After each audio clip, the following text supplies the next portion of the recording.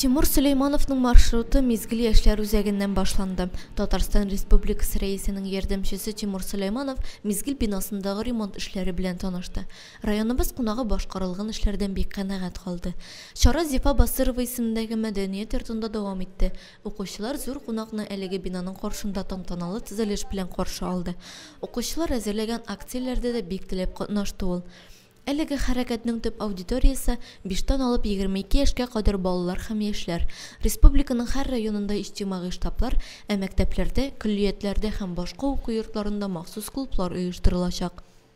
Балалар белән бер дулкында булу ул зур шатлык та, җаваплылык та.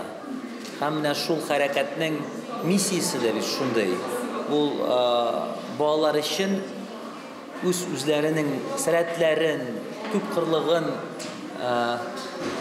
ачыклау өчен мөмкинлек булдыру. Яшь буынны кызыксындыру чараларын булдыру хәрәкәтнең төп бурычы. Шуңа күрә фестиваль, лагерьлар әзерләгәндә алар өчен кызыклы һәм актуаль булган аниме, киберспорт, хайваннарны яклау кебек тематикаларга басым ясалачак. Алдынгылар хәрәкәте балаларны бергәләштерергә ясалган хәрәкәт. Шуңа күрә районыбызның кураторы актив, кайнап торган энергияла, балаларны чакырып һәм бергәләштереп эшләтә белергә тиеш. Яшьләр белән бергә булыйк. Хәзердән үк әтиәниләр, укытучылар, мәктәп директорлары арасында борчылулар бар. Чөнки районда булган 6 гомуми белем бирү мәктәбендә алдынгылар хәрәкәтенең кураторы булырга тиеш. Аннан тыш, сыйныф җитәкчеләренең документ әзерләүше тагын артуы билгеле. Алдынгылар хәрәкәте балаларыбызның киләчәген яңача, кызыклы, файдалы итеп оештыруда кирәкле усул булыр дип ышанабыз.